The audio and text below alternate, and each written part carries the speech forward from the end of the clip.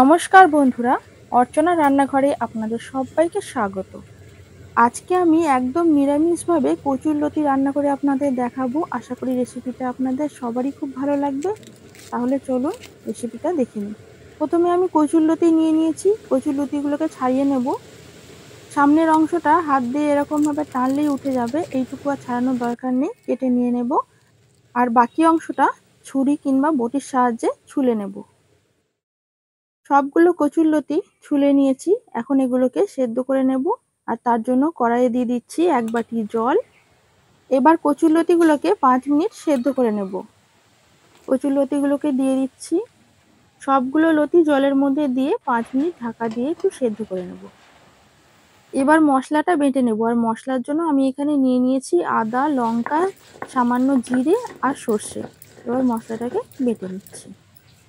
যে কোনো রান্নায় হাতে বাটা মশলার স্বাদই অন্যরকম হয়।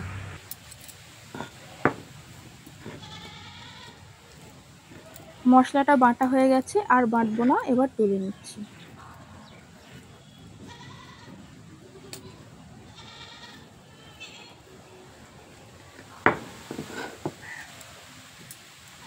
আর ওদিকে কচুরলতিও সেদ্ধ হয়ে গেছে। এবার লতিগুলোকে নামিয়ে নেব। এরপর কড়াই গরম করে তাতে দিয়ে দিচ্ছি কিছুটা পরিমাণে সর্ষের তেল। তেলটা খুব ভালো করে গরম করে নিয়ে দিয়ে দিচ্ছি সামান্য কালো জিরে। ফোড়নটা ভাজা হয়ে গেলে দিয়ে দিচ্ছি কেটে রাখা টমেটো। টমেটোটা আগেই তেলের মধ্যে দিয়ে দিলাম, কেননা হাতে বাটা মশলা তেলের মধ্যে সরাসরি দিলে খুব তেল ছিটে যায়। এবার সামান্য নেড়ে চেড়ে নিয়ে এর মধ্যে দিয়ে দিচ্ছি স্বাদ অনুযায়ী নুন, আর দিয়ে দিচ্ছি হলুদ গুঁড়ো 1/2 চা চামচ। এবার সব কিছুকে একসাথে খুব ভালো করে ভেজে নেব। মশলাটা ভাজা হয়ে গেছে, এখন সেদ্ধ করে রাখা কচুরলতিটা দিয়ে দেব। এবার সব কিছুকে একসাথে নেড়ে চেড়ে খুব ভালো করে ভেজে নেব।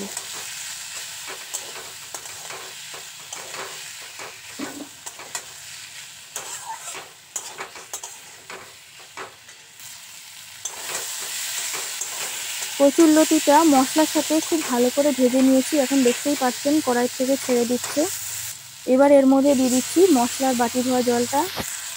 এই মশলার বাটি ধোয়া জলটা দিলে খুব স্বাদ হয় তরকারিটা। এবার নেড়ে চেড়ে 1 থেকে 1.5 মিনিট হতে দেব, যাতে এই জলটা সামান্য শুকিয়ে যায়। 1 থেকে 1.5 মিনিট পর দেখুন জলটা অনেকটাই শুকিয়ে গেছে। এখন নেড়ে চেড়ে নিয়ে নামিয়ে নেব। আপনারা একবার নিরামিষ দিনে এইভাবে বানিয়ে দেখবেন, কোনো পেঁয়াজ রসুন ছাড়াই কচুরলতি এত স্বাদ হবে, এই কচুরলতি দিয়েই 1 থালা ভাত শেষ হয়ে যাবে। আমার আজকের রেসিপিটা যদি আপনাদের ভালো লাগে তাহলে লাইক শেয়ার করে দেবেন এবং কমেন্ট করে জানাবেন রেসিপিটা আপনাদের কেমন লেগেছে। চ্যানেলে নতুন বন্ধু হয়ে থাকলে চ্যানেলটি সাবস্ক্রাইব করে নিয়ে পাশে থাকার অনুরোধ রইল। দেখা হবে পরের কোনো ভিডিওতে অন্য কোনো রেসিপি নিয়ে। ভালো থাকবেন, সুস্থ থাকবেন।